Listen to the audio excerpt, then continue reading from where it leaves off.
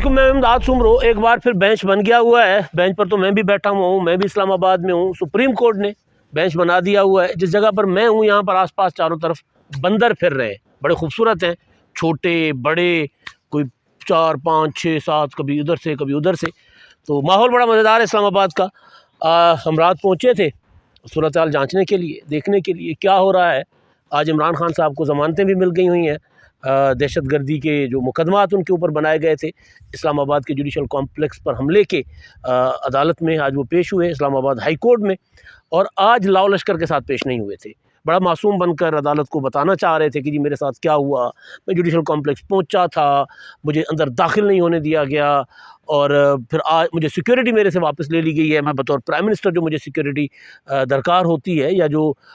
قانون کے مطابق مجھے ملنی چاہیے وہ میرے پاس سیکیورٹی نہیں ہے. اور آج بھی میری گاڑیاں جو اسلام آباد نہیں آنے دی گئیں. بہرحال پولیس نے عمران خان صاحب کی گاڑی کے اوپر سے، وہ جو بم پروف گاڑی ہے جس کو انہوں نے جنگلہ شنگلہ لگا لیا ہے، جالیاں لگا دی ہوئی ہیں، اور پھر چاروں طرف سے عمران خان صاحب کے جو لوگ بلٹ پروف شیٹس اور بلٹ پروف روبوٹک ہیٹ،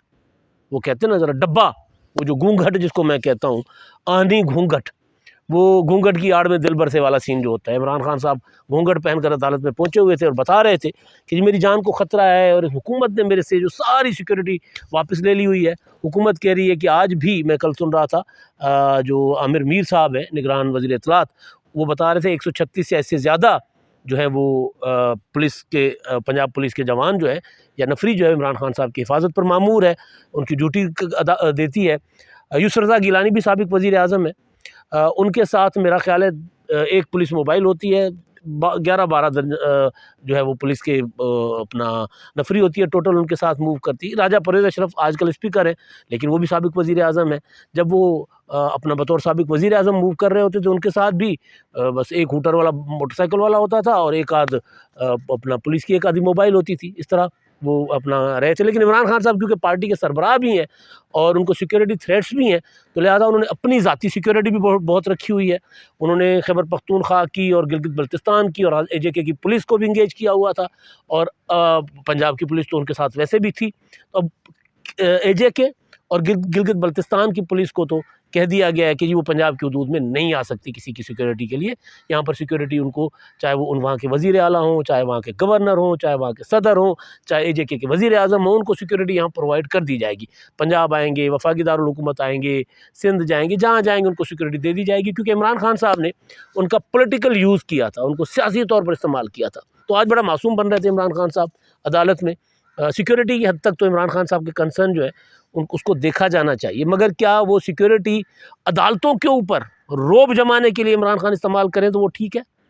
پھر جب پولیس اریسٹ وارنٹ اپنا اریسٹ وارنٹ لے کر، عدالتی اریسٹ وارنٹ لے کر گرفتار کرنے آئے وہ، اور وہ سرکاری سیکیورٹی جو ہے پولیس کے اوپر ہی وہ کیا کہتے ہیں اپنا بندوقیں تان لے، تو کیا یہ درست ہے؟ ظاہر ہے اس کے سوال کا جواب تو عمران خان صاحب کے پاس بھی نہیں ہوگا، بلکہ وہ کہتے نہیں ایسا نہیں ہوا تھا، ایسا ہوا بھی تھا. تو آج عمران خان صاحب کی گاڑی کے اوپر سے ایک شخص کو گرفتار کر لیا گیا جو مطلوب تھے پولیس کو اپنا جلاؤ گھیراؤ میں اور اس میں اور پروپیگنڈا کرنے میں، تو وہ ان کو پکڑا گیا. تو بہرحال اب ہم آتے ہیں واپس بینچ کے مدعے پر. پھر بینچ بن گیا ہے، ادھر سے بینچ بنا ہے اور ادھر سے عمران شفقت صاحب نے کوئی تصویر ٹویٹ کر دی کہ جی پھر وہی بینچ، یعنی جو پہلے والا تھا وہی، یعنی ہم خیال. جو لوگ پولیٹیکل تجزیہ کار نہیں ہیں، جو سیاسی ایکٹیوسٹ ہیں، سوشل میڈیا کے ایکٹیوسٹ ہیں، انہوں نے بھی بینچ کے جج صاحبان کے نام سنتے ہی انہوں نے بھی کہہ دیا کہ جی دیکھو جی بینچ جس طرح کا بنا ہے اور فیصلہ تو سمجھ آ جائے گا کہ کیا فیصلہ آ رہا ہے، یعنی ایڈوانس میں سمجھ آ گیا کہ کیا فیصلہ آ رہا ہے. اس طرح نہیں ہونا چاہیے، لوگوں کو اس طرح کیا سارا نہیں کرنی چاہیے. یہ عدالت ہے، وہ بھی سپریم کورٹ آف پاکستان. لہٰذا سپریم کورٹ آف پاکستان نے وہ جو بینچ بنایا ہے، وہ تو میں نے مدعا بتایا ہی نہیں، بتاتا ہوں آپ کو، پتہ تو چلی گیا ہوگا. بعض اوقات ہم بات کرتے ہوئے اپنا خود سے ہی سمجھ لیتے ہیں، اندازہ لگا لیتے ہیں کہ سب کو پتہ ہوگا، تو لیکن بتانا چاہیے. تو بینچ بنا ہے پنجاب اور خیبر پختونخوا کے جو انتخابات منسوخ کر دیے گئے تھے اس کے اوپر بینچ بنا ہے. اور درخواستیں تھیں، تحریک انصاف کی ایک درخواست تھی بطور پولیٹیکل پارٹی، اس کے علاوہ ایک درخواست جو ہے اسپیکر اپنا پنجاب اسمبلی کی، ایک درخواست اسپیکر خیبر پختونخوا اسمبلی کی تھی، اور شیخ رشید کی بھی درخواست تھی کہ خیبر پختونخوا کے اور پنجاب کے جو انتخابات ہیں وہ منسوخ کر دیے گئے ہیں. لہٰذا عدالتی آرڈر کی خلاف ورزی ہوئی ہے، آئین کی خلاف ورزی ہو رہی ہے، تو سپریم کورٹ آف پاکستان کے 5 رکنی بینچ نے جو فیصلہ سنایا تھا 90 دن کے اندر اندر انتخابات کرنے کا، صدر کو، گورنر کو پابند بنایا تھا کہ وہ مشاورت کریں گے، الیکشن کمیشن کو پابند بنایا تھا کہ وہ صدر اور گورنر کے ساتھ مشاورت کر کے تاریخ دیں گے، تاریخ دے دی بھی گئی تھی، پنجاب کی صدر صاحب نے دی تھی 30 اپریل کی، اس کے اوپر تیاریاں بھی ہو رہی تھیں، اپنا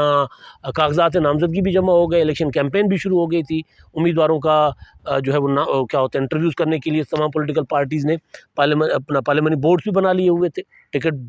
بیچنے کی باتیں آ رہی تھیں عمران خان صاحب کے گھر سے، کوئی کہہ رہا ہے 50 کروڑ، کوئی کہہ رہا ہے 5 کروڑ جو ٹکٹوں کے لیے انہوں نے عمران خان صاحب نے لیے ہوئے تھے لوگوں سے، پارٹی فنڈ تھا، ٹکٹ بیچے گئے تھے یا جو بھی تھا، تو عمران شفقت صاحب کی خبر تھی 4-4.5 کروڑ روپے وہاں سے غائب ہو گئے۔ اسلام آباد کے ہمارے دوست قیوم صدیقی صاحب نے ٹویٹ کیا تھا اور بعد میں انہوں نے ویلاگ بھی کیا تھا ستار خان صاحب کے ساتھ کہ جی 50 کروڑ روپے وہاں سے غائب ہوئے۔ اب وہ کیونکہ پیسہ جو ہے وہ وائٹ منی نہیں تھی، جائز پیسہ نہیں تھا، لہٰذا وہ شکایت جو ہے وہ نہیں کی گئی تھی۔ آپ کو یاد ہوگا اسپیشل 26 کے نام سے میرا خیال ہے ایک مووی تھی اکشے کمار کی، جس میں وہ چھاپے مارتے ہیں اور ایسے کرپٹ لوگوں کے گھروں پر جا کر چھاپے مارتے ہیں اور ان کے گھروں سے پیسے اٹھاتے ہیں جو جن کے پاس حرام کا پیسہ ہوتا ہے۔ تو وہ پھر جب پتہ چلتا ہے کہ یار یہ جو فورس تھی یہ فورس اصلی تھی ہی نہیں، یہ تو 2 نمبر فورس تھی، تو پھر وہ شکایت کرنے جوگے بھی نہیں ہوتے کہ جا کر کسی کو FIR کروائیں یا چپ کر کے بیٹھ جاتے۔ پولیس اگر پوچھتی ہے جی ہم نے سنا ہے کہ آپ کے گھر پہ کوئی آئے تھے، اپنا ایک جعلی فورس آئی تھی کوئی، اب ان کا وہاں کی کیا تھی انکم ٹیکس کی،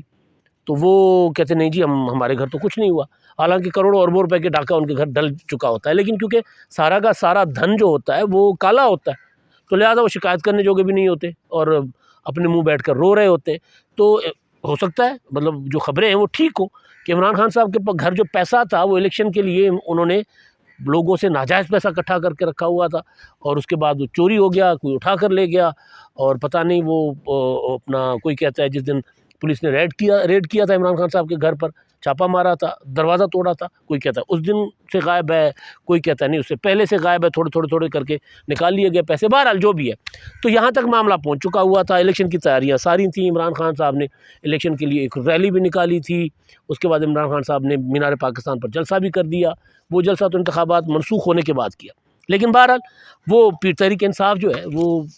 عمران خان صاحب نے سارا کا سارا زور جو ہے اس کے بعد عدالت پر ڈالنا شروع کیا الیکشن ملتوی ہونے کے بعد۔ اس سے پہلے بھی عمران خان صاحب کے عدالت کے ساتھ معاملات کے اوپر جو کہانیاں سامنے آ رہی ہیں، محمد خان بھٹی کی جو ویڈیو ہے،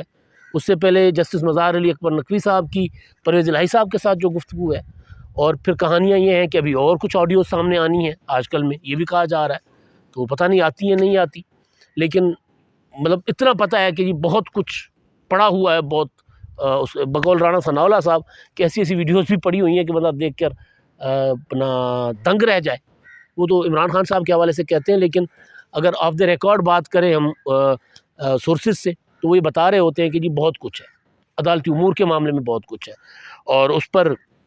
ظاہر چیف جسٹس صاحب نے بجا طور پر کہا تھا کہ جی ان کی کریڈیبلٹی نہیں ہے آڈیوز اور ویڈیوز کی، لہٰذا اسی وجہ سے جن جج صاحبان کے اوپر اعتراض تھا ان جج صاحبان کو بینچوں میں بٹھانے سے گریز نہیں کیا گیا، بلکہ ریفرنس آ گیا ہوا ہے۔ تو جب اس طرح کی چیزیں سامنے آ رہی ہوتی ہیں تو پھر لوگ جو ہے، کیونکہ عمران خان صاحب کے بقول یہ سوشل میڈیا کا زمانہ ہے، یہ موبائل جو ہے وہ بذات خود ایک میڈیا ہے، یہاں پر یہ اور ظاہر وہ بھی ہے، اس کا کنٹرول کسی کے ہاتھ میں نہیں ہے،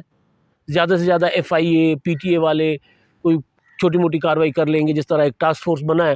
کہ جی دیکھو اداروں کے خلاف جو ہے وہ کون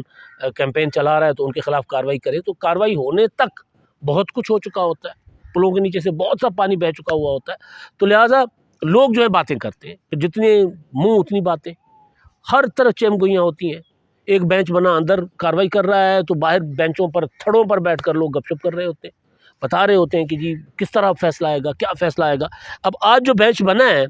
ابھی جب میں بات کر رہا ہوں تو سماعت شروع ہو چکی ہوئی ہے، اب جب تک یہ ویڈیو آپ کے پاس پہنچے گی، کیونکہ میں اسلام آباد میں ہوں، پروسیس ذرا لمبا ہوگا، روٹین سے زیادہ ڈیلے ہوگا، تب تک ہو سکتا ہے نوٹسز ہو چکے ہوئے ہوں، کارروائی کوئی بڑی کارروائی ہو چکی ہو، لیکن یہ جو بینچ بنا ہے اس بینچ کے اوپر لوگ جو ہے وہ کیا سارائیاں کر رہے ہیں۔ اب بینچ جو بنایا گیا ہے اس میں چیف جسٹس صاحب خود اس کی سربراہی کر رہے ہیں، محترم جسٹس عمر عطا بندیال صاحب، اس میں پھر محترم جسٹس اعجاز الاحسن صاحب ہیں محترم جسٹس منیب اختر صاحب ہیں، محترم جسٹس امین الدین صاحب ہیں اور محترم جسٹس جمال میاں مندوخیل صاحب ہیں۔ اب یہ بینچ کا حصہ ہیں۔ اب اس میں وہ جو ہم خیالی کا تاثر تھا، اس میں اب 3 پھر وہی ہیں جن کو ہم خیال کہا جاتا ہے، جن کو عدالت کی رپورٹنگ کرنے والے جو ہمارے دوست ہیں، اپنا وطی اللہ جان صاحب، دوسرے جو دوست ہیں اپنا حسنات ملک، قیوم صدیقی، سعید چودھری، یہ سارے کہتے ہیں کہ جی یہ سارے جج صاحبان جو ہم خیال ہیں۔ اور جو محمد خان بھٹی کی ویڈیو کو دیکھیں تو پھر اس میں ایک جج صاحب کا نام بھی ہے جو اس میں شامل ہے،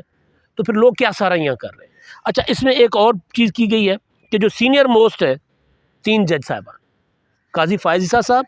سردار طارق مسعود صاحب، یہی آفریدی صاحب، یہ سینئر موسٹ، اور اطہر من اللہ صاحب، وہ ظاہر سپریم کورٹ میں تو جونیئر ہیں باقیوں سے لیکن تگڑے جج ہیں۔ اور یہ وہ جج صاحبان ہیں، اطہر من اللہ صاحب اور یہی آفریدی صاحب، انہوں نے جب 9 رکنی بینچ بنا تھا سوو موٹو کے تحت، اور سوو موٹو کی جو خط لکھا تھا جسٹس اعجاز الحسن صاحب نے اور جسٹس مظہر علی اکبر نقوی صاحب نے، آپ کو یاد ہوگا وہ فیصلہ اپنا ڈوگر غلام محمود ڈوگر صاحب جو سابق سی سی پی او لاہور، ان کی جو بحالی کا فیصلہ تھا جو نہیں کروا سکی عدالت، ان کی بحالی کے فیصلے میں انہوں نے سوال کیا تھا الیکشن کمیشن سے بلا کر، چیف الیکشن کمشنر کو، کہ جی آپ کیوں نہیں جو ہے انتخابات کروا رہے۔ تو اس پر پھر انہوں نے کہا کہ جب ہم چٹھی لکھ دیتے ہیں چیف جسٹس کو کہ سوو موٹو لیں، تو ان کی چٹھی، دونوں جج صاحبان کی چٹھی پر سوو موٹو لیا گیا تھا۔ تو پھر اس پر اعتراض کیا تھا جسٹس اطہر من اللہ صاحب نے جو بینچ میں شامل تھے، یہ آفریدی صاحب نے، منصور علی شاہ صاحب نے، انہوں نے کہا تھا کہ جی آپ یہ پہلے سے مائنڈ بنا بیٹھے ہوئے، لہٰذا آپ جج صاحبان تو اس میں ان کو نہیں بیٹھنا چاہیے۔ اور پھر مظہر علی اکبر نقوی صاحب کی آڈیو شاڈیو بھی آ گئی تھی۔ تو اس کے بعد چیف جسٹس صاحب نے یہ کیا کہ بینچ کو بیلنس کر دیا تھا۔ بیلنس اس طرح کیا تھا کہ اعجاز الحسن صاحب کو بھی نکال دیا تھا 9 رکنی بینچ میں سے، اعجاز الحسن صاحب کو نکال دیا، مظہر علی اکبر نقوی صاحب کو بھی نکال دیا، اور ادھر سے جو جج صاحبان جنہوں نے اپنا دیا تھا راضی نامہ جس کو کہتے ہیں، آمادگی دی تھی کہ ہم اس مقدمہ سننے کو تیار ہیں لیکن یہ سوو موٹو بنتا نہیں ہے، اپنا اطہر من اللہ صاحب اور یہی آفریدی صاحب، ان کو نکال دیا گیا تھا بینچ سے۔ وہ بعد میں اس کہہ رہے تھے کہ جی ہم تو مقدمہ سننے کو تیار تھے، ہمیں کیوں نکالا گیا؟ کیونکہ 2 ادھر سے گئے 2 ادھر سے گئے، تو بینچ ہو گیا بیلنس ہو گیا، پھر 3 اور 2 کی میجورٹی رہ گئی تھی۔ تو جو اس کے بعد جو بینچ بنا تھا اس میں عمر عطا بندیال صاحب تھے، اس میں جمال مندوخیل صاحب تھے، جسٹس محمد علی مظہر صاحب تھے، جسٹس منیب اختر صاحب تھے، اور منصور علی شاہ صاحب تھے۔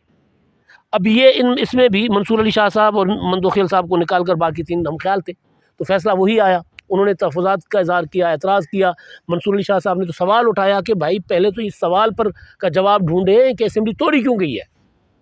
کیا باہر بیٹھا شخص جو اسمبلی توڑ سکتا ہے؟